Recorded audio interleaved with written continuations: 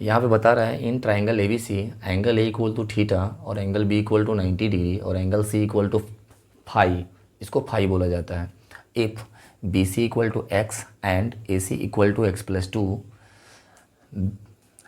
To है तो find the value of, मतलब वैल्यू निकालना है। आपके पास 3 क्वेश्चन दिया हुआ है, एक है root under x plus one cot phi, दूसरा है x Q plus x square का root under into ten theta, third question आपके पास है कॉस थीटा। इस तीनों का वैल्यू निकालना है, ठीक है। ये आपका क्वेश्चन नंबर 26 है। चलिए एक बात आपको बता देते हैं, अगर इससे पहले आप कोई भी वीडियो अगर नहीं देखे होइएगा, ये जो क्वेश्चन है आपका 26, अगर आप इस वीडियो को देखते हैं, इस क्वेश्चन को अगर देखते हैं, जितने भी इससे पहले जितने भी क्वेश्चन हुआ है सारे का सारे कंसेप्ट यहाँ पे यूज होने वाला है। क्योंकि इससे पहले हम आपको क्या पी के बारे में बताए थे, बी के बारे में बताए थे और एच के बारे में बताए, तो वो सारे चीज़ के बारे में इसमें भी चर्चा करेंगे। क्योंकि हम बताए थे कि जहाँ पे एंगल बनाते हैं उसके सामने वाला क्या होता है, परपेंडिकुलर होता है। जहाँ पे 90 डिग्री का एंगल होता है उसके सामने वाला हाइपोटेनस होता है। और इस दोनों के अलावा जो बच जाता है वो जो होता है वो आपका बेस होता है। तो यहाँ पे देखिए क्वेश्चन आपका जो है एक जगह पूछ रहा है कि फाई, एक जगह पूछ रहा है थीटा। मतलब एक ही ट्रायंगल में 2 जगह एंगल बन रहा है, एक जगह थीटा बन रहा है, एक जगह फाई बन रहा है। इससे कन्फर्म हो गया कि परपेंडिकुलर का जो वैल्यू होगा, यानी परपेंडिकुलर पी का जो वैल्यू होगा वो चेंज होगा। मतलब थीटा का जब रहेगा, थीटा एंगल बनेगा तो इसके सामने वाला ये परपेंडिकुलर हो जाएगा। जब फाई रहेगा तो इसके सामने वाला परपेंडिकुलर रहेगा। और 90 डिग्री आपको पता है कि हाइपोटेनस होगा, ठीक है। इसी कंसेप्ट के बारे में हम लोग जानेंगे। 2 केसेस में क्वेश्चन को बनाते हैं, एक बार थीटा के हिसाब से, एक बार फाई के हिसाब से, सारे वैल्यू को निकाल के बताते हैं आपको, ठीक है। चलिए तो हम क्या करते हैं, जैसा कि बता रहा है और BC का वैल्यू x है और AC का वैल्यू x+2 है, तो हम क्या करते हैं इस वैल्यू को भी दे देते हैं। AC का वैल्यू मेरे पास x+2 है और BC का वैल्यू कितना है, ये x है, ठीक है। ये हमको निकालना है। चलिए हम देख लेते हैं क्या करते हैं। पहला जो केस लिखते हैं, ये केस बनाते हैं, केस 1 में लिखते हैं कि व्हेन, जब मेरा angle A equal to theta हो, मतलब मेरे पास एंगल A इक्वल टू जब थीटा होगा उस वक्त मेरे पास P क्या होगा। तो आपको हम बताए थे जब जहाँ पे एंगल बनता है उसके सामने वाला परपेंडिकुलर होता है, ठीक है। तो थीटा के सामने वाला क्या हो गया, BC जो मेरा हो गया वो P का वैल्यू हो गया, मतलब P का वैल्यू x हो गया। थीटा वाले में P का वैल्यू मेरे पास क्या आया, तो x हो गया। और आपको ये भी पता है कि 90 डिग्री के सामने वाला हाइपोटेनस होता है, मतलब h का वैल्यू मेरे पास x+2 हो गया। तो लिख देते हैं h का वैल्यू मेरे पास हो गया x+2। और आपको पता है कि p और h के अलावा जो बच जाएगा वो मेरा बेस होगा। तो आप बताइए p मेरे पास ये हो गया, इसके 90 डिग्री के सामने ये h हो गया, इसका मतलब ये जो हो गया ए बी मेरा क्या हो गया, बेस हो गया। तो यहाँ पे हम लिख देते हैं ए बी लिखते हैं पहले और उसके बाद लिख देते हैं बेस।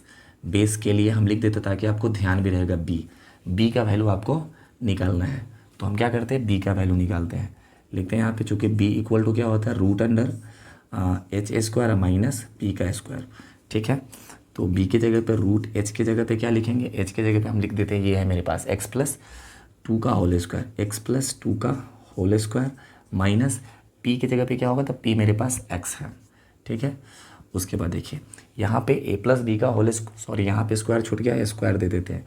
यहाँ पे जो है a+b का होल स्क्वायर डाल लीजिए, यहाँ पे x स्क्वायर है ये छोड़ देना है, उसके बाद सॉल्व करना है। देखिए a+b का होल स्क्वायर जो मेरे पास होगा क्या होगा, a स्क्वायर मतलब x का स्क्वायर प्लस 2ab, 2 a की जगह पे x और b की जगह पे ये 2 अब प्लस b स्क्वायर मतलब 2 का स्क्वायर, ठीक है। उसके बाद ये वाला माइनस, उसके बाद माइनस, उसके बाद क्या है एक्स स्क्वायर दे दिए। चलिए इसको हम सॉल्व करते हैं। आपके पास एक्स स्क्वायर नेगेटिव है और एक्स स्क्वायर पॉजिटिव है, मतलब क्या है, रूट अंडर क्या हो गया, 2 दूना 4 और x यानी 4x हो गया और प्लस क्या हो गया, ये 4 हो गया। उसके बाद आप देखिए रूट के अंदर में हम क्या करते हैं, ये 4 मेरा कॉमन हो सकता है, तो 4 कॉमन होगा तो x बचेगा और यहाँ पे क्या बचेगा, 1 बचेगा। अब आपको पता है कि रूट के अंदर में 4 है, अगर रूट के अंदर में से 4 बाहर निकलेगा तो ये क्या हो जाएगा, ये 2 हो जाएगा और ये नहीं निकल पाया तो यह अंदर में ही रह जाएगा x+1, ठीक है।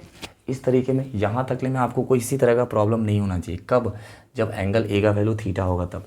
दूसरा केस फाई के हिसाब से सोचते हैं। देखिए तो हम क्या करते हैं, इसको यहाँ से यहाँ थोड़ा सा घेर लेते हैं, जगह थोड़ा सा बोर्ड पे कम है। क्या कर लेते हैं, when angle C equal to हम लिख लेते हैं फाई। जब एंगल सी का वैल्यू फाई था, मतलब मेरा जो एंगल बन रहा है सी पे बन रहा है, उस वक्त आपको क्या मिला, तो आपको पता है जहाँ पे एंगल बनता है जस्ट उसके सामने वाला जो होता है परपेंडिकुलर होता है। तो फाई के लिए मेरे पास परपेंडिकुलर क्या हो गया, ए बी हो गया। तो पहले हम ए बी लिख देते हैं, और इसी यह ए बी जो है आपके लिए यहाँ पे पी बन रहा है। चलिए, इसका कुछ वैल्यू दिया हुआ नहीं, मतलब हमको ये निकालना पड़ेगा, व्हाट, ये निकालना ही पड़ेगा। चलिए, उसके बाद इस फाई के हिसाब से सोचते हैं, तो ये मेरा पी हो गया। 90 डिग्री के हिसाब से अगर हम सोचें तो मेरे पास 90 डिग्री के हिसाब से अगर देखा जाए तो 90 के सामने वाला हाइपोटेनस हो गया, मतलब एच का वैल्यू क्या हो गया, x+2 हो गया। तो एच का वैल्यू मेरे पास हो गया x+2 हो गया। ठीक है, एच का वैल्यू क्या हो गया, x+2 हो गया।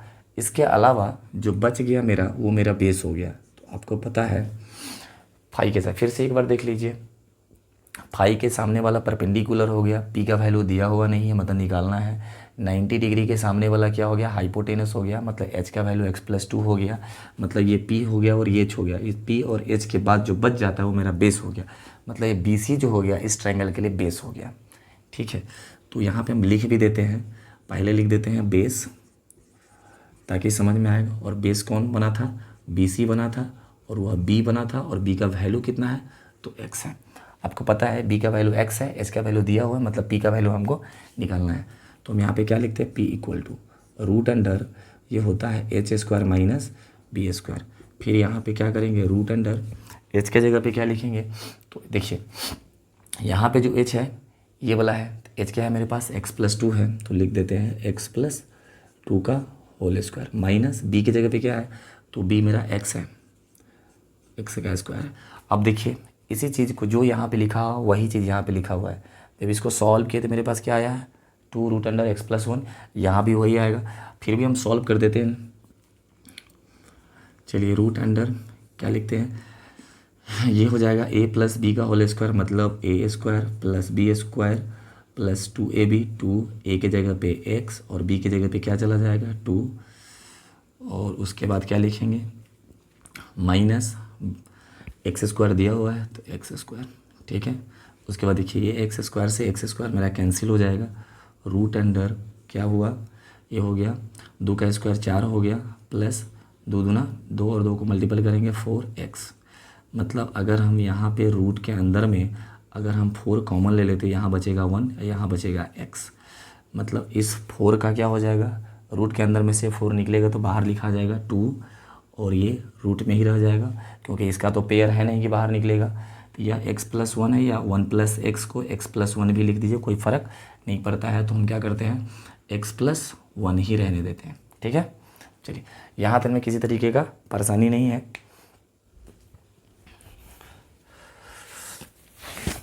ठीक है, नेक्स्ट जो है, अब हमको क्या करना है, वैल्यू निकालना है। वैल्यू क्या निकालना है, तो हमको निकालना है फर्स्ट क्वेश्चन है ना। अब यहाँ से हम आपका क्वेश्चन बनाते हैं।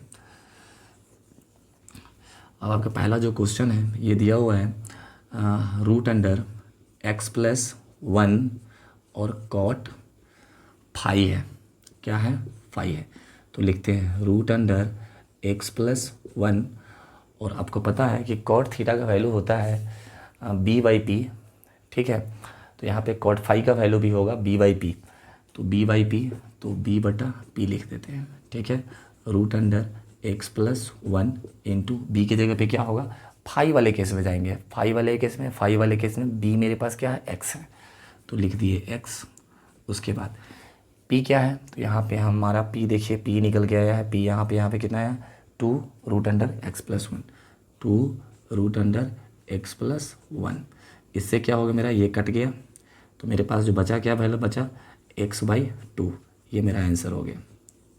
ठीक है, नेक्स्ट क्वेश्चन आपके पास क्या है, थर्ड क्वेश्चन आपके पास ये है, सॉरी सेकंड क्वेश्चन आपके पास ये है। तो सेकंड क्वेश्चन को हम क्या करते हैं, यहाँ पे बना देते हैं। सेकंड क्वेश्चन को यहाँ पे बनाते हैं। सेकंड क्वेश्चन है x³ + x² into tan theta.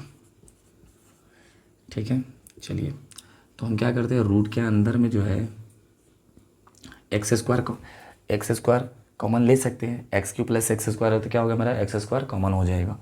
तो हम क्या करते हैं एक्स स्क्वायर कॉमन ले लेंगे, तो क्या बचेगा यहाँ पे एक्स बचेगा प्लस और यहाँ पे क्या बचेगा 1 बचेगा, लिख दिए। उसके बाद क्या है मेरे पास tan थीटा है। चलिए हम फिर से लिखते हैं। दूसरी बात देखिए, रूट के अंदर में एक्स स्क्वायर है तो बाहर क्या निकल जाएगा एक्स निकल जाएगा, ठीक है।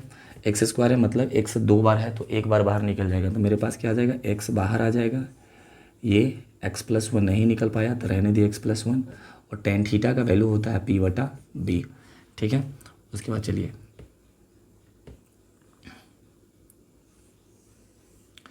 ठीक है यहाँ पे लिखते हैं x का x हो गया और रूट अंडर x प्लस 1 है इंटू पी की जगह पे क्या लिखते हैं। तो अब देखिए हम थीटा वाले में p और b आया है तो थीटा वाले केस में आ जाते हैं।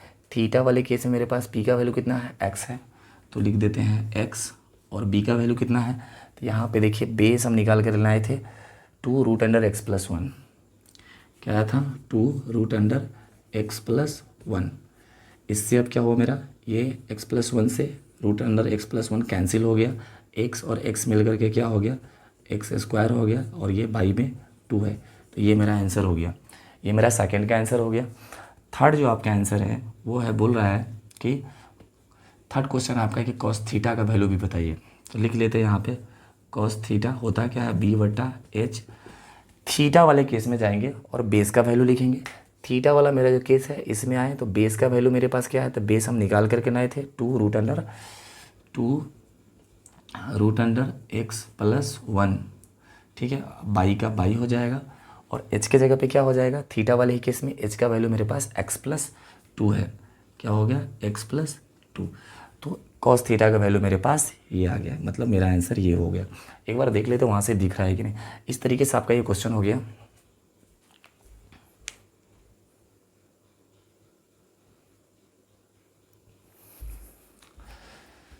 चलिए बोर्ड पे ये प्रॉपर दिख रहा है, थोड़ा सा लंबा क्वेश्चन था, हमको लगा कि हो सकता है कहीं नहीं दिखेगा, लेकिन ये दिख रहा है। तो आप एक बार फिर से इस क्वेश्चन को देख लीजिए। क्वेश्चन इस तरीके से दिया हुआ था कि in triangle ABC angle A पे थीटा था, बी पे 90 डिग्री, सी पे फाई था, BC का वैल्यू x दिया हुआ था, AC का वैल्यू x प्लस 2 दिया हुआ था।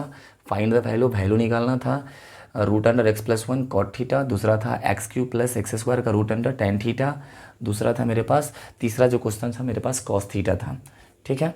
तो इस तरीके से हमको क्या पता चला था कि यहाँ 2 एंगल बन रहा है, एक तो फाई का वैल्यू ले रहा है, एक थीटा है। तो हम क्या किए थे फाई और थीटा दोनों के हिसाब से देखा जाए तो परपेंडिकुलर चेंज होते रहेगा।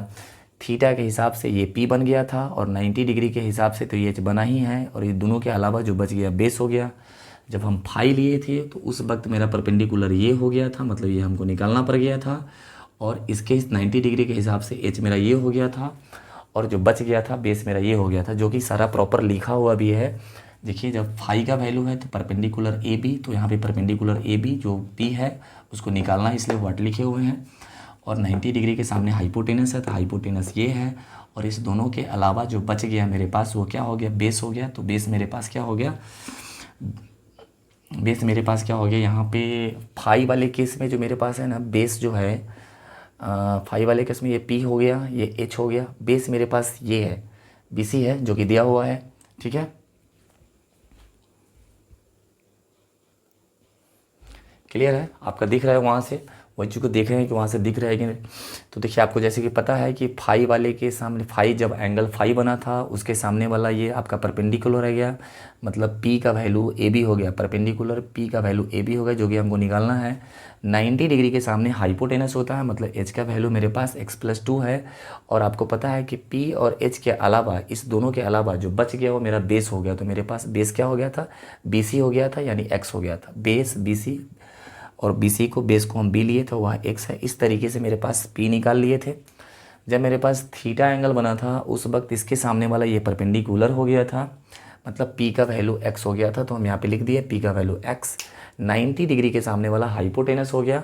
तो हाइपोटेनस का वैल्यू एच का वैल्यू मेरे पास ऑलरेडी ये x+2 हो गया, और आपको पता है थीटा के हिसाब से ये p हो गया और 90 के हिसाब से h हो गया। तो इसके अलावा जो मेरे पास बच गया ए बी, वो मेरा बेस हो गया। तो यहाँ पे लिखा हुआ है A B equal to base, जिसको हम बी लिए हैं, हमको निकालना है इसलिए व्हाट का साइन दिए हुए, तब यहाँ से हम बेस निकाल लिए हैं। और उसके बाद जो है ना मेरा जिस तरीके का क्वेश्चन पूछा है √x+1 है, cot फाई है, तो हम क्या किए हैं, cot theta equal to b/p होता है, तो cot फाई का वैल्यू भी b/p होगा। तो फाई वाले केस में जा करके b और p का वैल्यू डाले हैं, फाई वाले केस में आकर के b और p का वैल्यू डाले हैं, b का वैल्यू x और p का वैल्यू निकाल करके ये यहाँ पे डाल करके प्रॉपर सॉल्व कर लिए हैं। यहाँ पे जो है थीटा वाले में जा करके tan थीटा का वैल्यू p/b होगा। तो थीटा वाले केस में आकर के थीटा वाले केस में p का वैल्यू मेरे पास क्या है, x है, तो हम यहाँ पे x लिए थे, और b का वैल्यू मेरे पास क्या था, b का वैल्यू हम निकाले थे 2√x+1।